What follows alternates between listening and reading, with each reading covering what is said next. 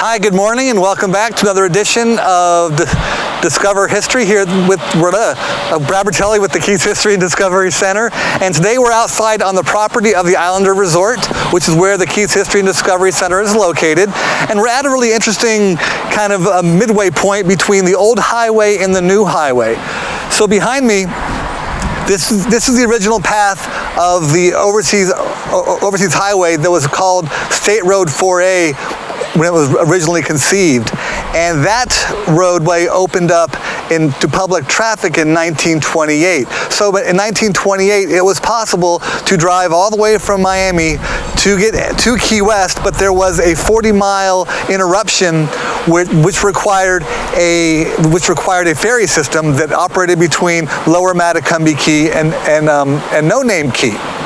Now, that ferry system wasn't super reliable, which is why they brought all those World War I veterans down to Lower Matecumbe Key for bridge projects that were constructed, that began construction in 1934. Now, we all know what happened in 1935. Shortly after all these veterans, more than 700 of them, came down to this area to build these bridges, was the Labor Day hurricane of 1935, which completely destroyed any progress the workers had made. It took hundreds and hundreds of lives, completely devastated this area, and Lower Matecumbe Key and Long Key and Grassy Key and Windley Key, and also put an end to Flagler's Oversea Railroad, which happened just a mile or so up the road when that 18 feet of tidal surge came crashing over the islands. Now, when they reconstructed the highway after the hurricane, Flagler's Railroad was bankrupt. That was no longer an option. And the county was bankrupt, the state was bankrupt, so they had really to choose between doing the highway or fixing the highway or fixing the railroad. And they opted for fixing the highway. So when they reopened the highway in 1938, this became a toll road, which I know is a hot topic today. A lot of people want to kind of reinstitute toll charges for people coming down to the Florida Keys, but it actually happened in real life in 1938, and it was $1, and there were 2 toll booths first. So you could, at this point, when the road reopened in 1938, there was no more need for the ferry system that operated between Lower Matecumbe Key and No Name Key.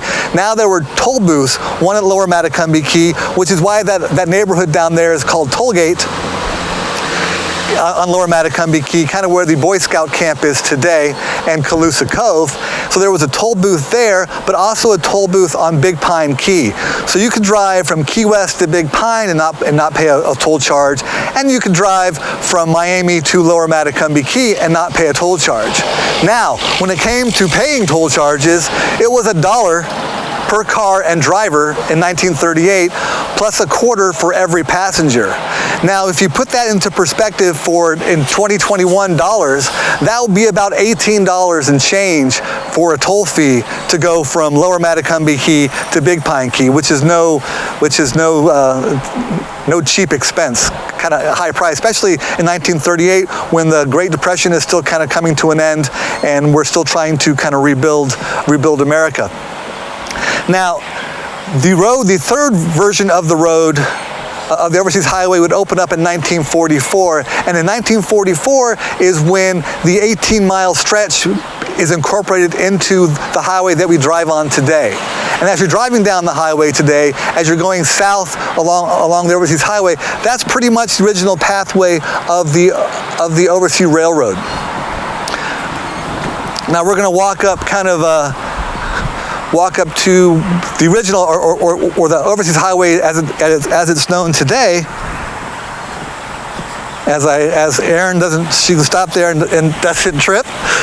So the old highway, which is what it's called today, is what's behind me before, and now behind me is the new Overseas Highway that we're all familiar with.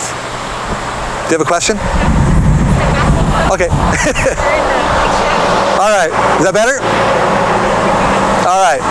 So the tollway is operating from 1938 until 1954. Now, I kind of picked this topic for today because today is the 12th, and it was 3 days, the anniversary of the lifting of the toll booths of the toll charges was April 15th, 1954. And at that point, they wanted to call the highway the freeway.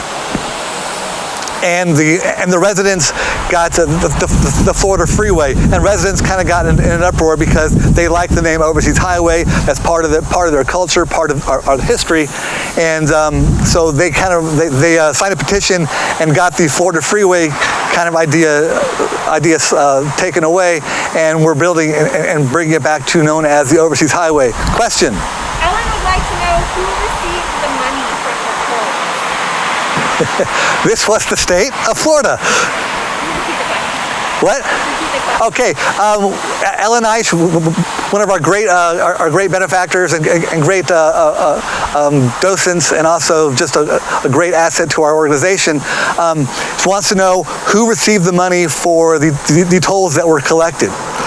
It was the state of Florida theoretically collected the money, although there was a big pilfering scheme from the Overseas Highway toll booth collectors, and they pocketed a lot of the money.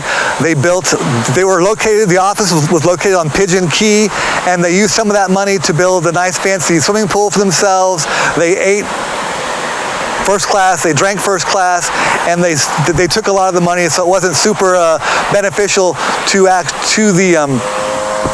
the state, and those tolls were meant to recoup the cost for building the bridges that kind of closed that 40-mile gap. And that's a whole nother topic and a whole nother lecture. The where did the money go topic with the Overseas Highway. But a lot of it was pilfered. A lot of it went into the people who were kind of managing the toll charges on Pigeon Key, went into their pockets and benefited their lives and their families' lives. Now, so today, the highway is operating as it is today. No toll charges, although they're talking about bringing that back. People would love to have that come back. And it would be great to have that money to help pay for improvements and to help kind of keep up the highway. So that's our little lesson for history today. Now, Wednesday, we have a great program coming up with Corey Malcolm, who is the archaeologist down at the Mel Fisher Museum in Key West, who's done some great work on the study of the turtle fishing industry, and he's done some archaeological work down like the Turtle Crawls restaurant, the former Turtle Crawls restaurant, which were actually turtle crawls where they would keep the turtles that were brought in from the fishermen before being shipped up. Many of them shipped up the highway to the Green Turtle Inn, which is just down the highway a little bit. Up to 200 to 500 turtles a week were shipped up the highway in the 50s and the 60s. So he's going to give a great talk about the history of turtle fishing in the Florida Keys. So you can join us Wednesday night from 6 to 7. Registration's a must. You can find the link to register on our Facebook page or on our website, keysdiscovery.com, under the lectures heading.